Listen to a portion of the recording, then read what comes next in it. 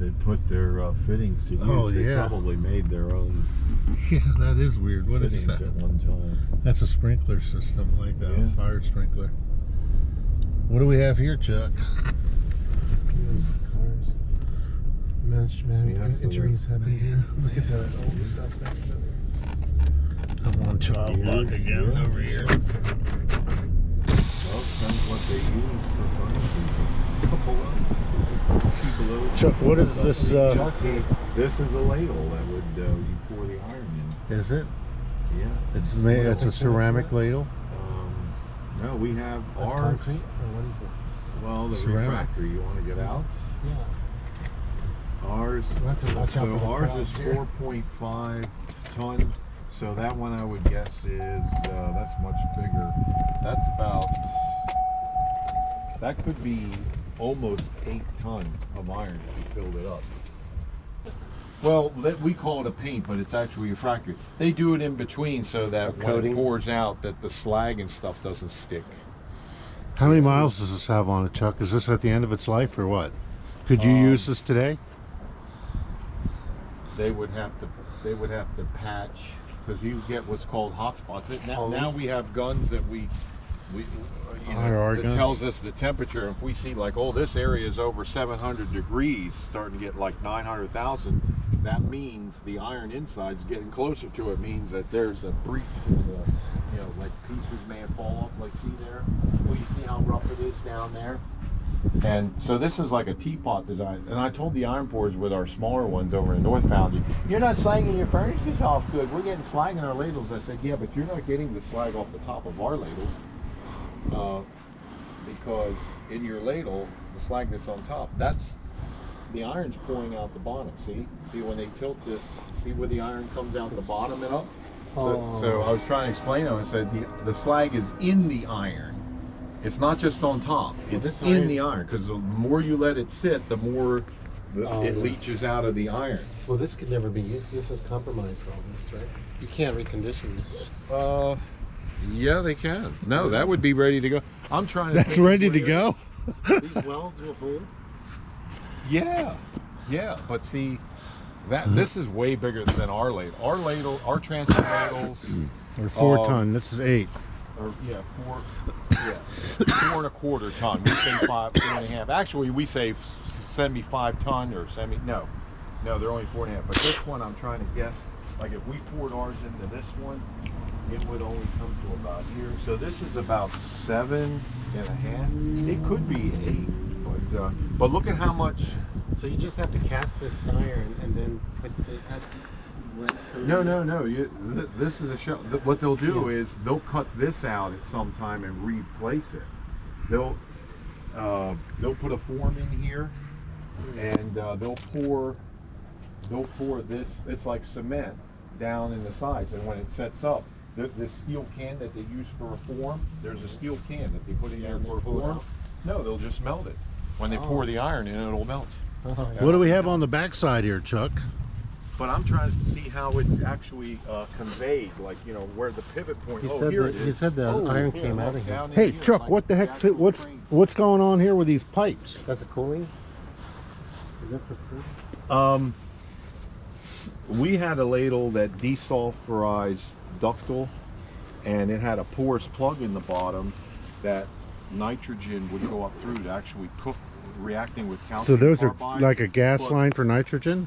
That's what I'm trying to figure out because. So you're talking new technology here, right? Yeah, but I'm trying to. You know what? Okay, so He says it's ready to go. We don't do it anymore because we've been pretty good at keeping our ductile and our malleable and our gray. He's doing the YouTube right now. Look. No, don't be putting me on YouTube. But yeah, these are reminding me of our hookups for the nitrogen. They look like they're air, or like compressed air. What is the nitrogen? It was to react with the calcium carbide that we would toss in to take the sulfur level down in the ductile, because ductile has a parameter for sulfur which isn't very high. You had to maintain a low sulfur that you didn't have to concern yourself so much with the malleable or the gray. But They have a It self-guided will only tour work online. if you can get the gas, the nitrogen, through this container. How did it? And the refractory inside, there was what's called a porous plug. It was a refractory that allowed the gas to go through it. This is what I'm Through trying to what? I mean, that ceramic bottom. Okay, look, now you can see. Look, you can see the 4 areas there that are recessed. I bet you if you dig them out, that would be the porous plugs that were set there before Steve, they jump poured in the there and start refractory. digging it out. Yeah. Oh, don't laugh. Not this. I can't cut this castable out, but our minter cell, we used to have to go in the furnaces. Well, our furnaces were a lot wider. We used to have to be in there to jackhammer them out. But to have one, like here, Oh yeah, you get more and control then with it's- this. But this one had some kind of system where Yeah, one you would could control it actually better. so it would go down. Yeah, and I'm trying to figure out how. So to this is better tech than you had, right? You're using today. No, Oh, so so I was they trying to number- look up when so this they had was a few- Yeah, we operational. number our ladles. Yeah. We have to call every time. Okay, here comes 5 ton of dump. We'll carrier. Well, this is on the ladle, but we'll say carrier 4. The numbers are on actually the carrier that carries it. Oh.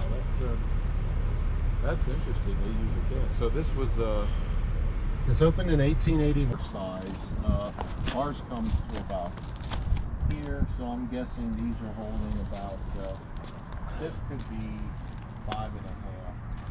If these could are 5 to reusable, why 5.5 doesn't somebody tons. reclaim them? All the industry. No, shut because down. everyone's set up with a different Rig. dimension, you know. The rig, yeah.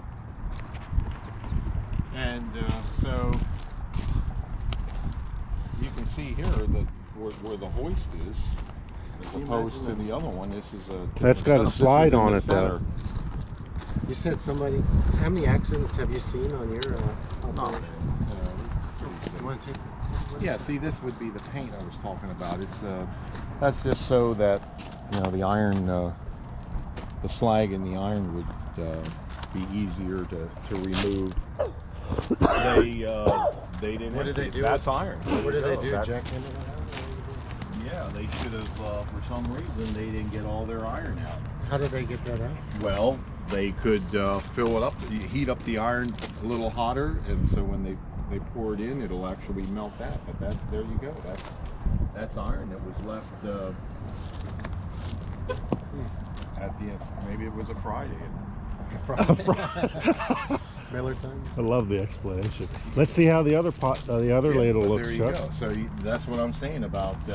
Here you go. Yeah, here's some little bit of a. And you gotta watch this. Even though you wouldn't think iron would do this, but it actually can set up like razors. It'll get shards. Shards. Yeah. And so when I bring up the iron blocks on the deck to be put in the furnaces to melt down, I let everyone know. We have be some little careful. ball things going on up Yeah, there. Is that but what you're talking you about? cannot rub your hand. People coming Yeah. up to here, if they go Yeah, like that's that, the first it's thing I would like do in a razor furnace. sharp. That's the first thing They're you want to razor do. sharp. And then You hear these furnace. little specks. Rub your hand on the ladle. Well, unbeknownst to someone, kids maybe come here, that would happen. And so this one here has a motor. This was on a pouring line, so this one. Oh man, that's got to be.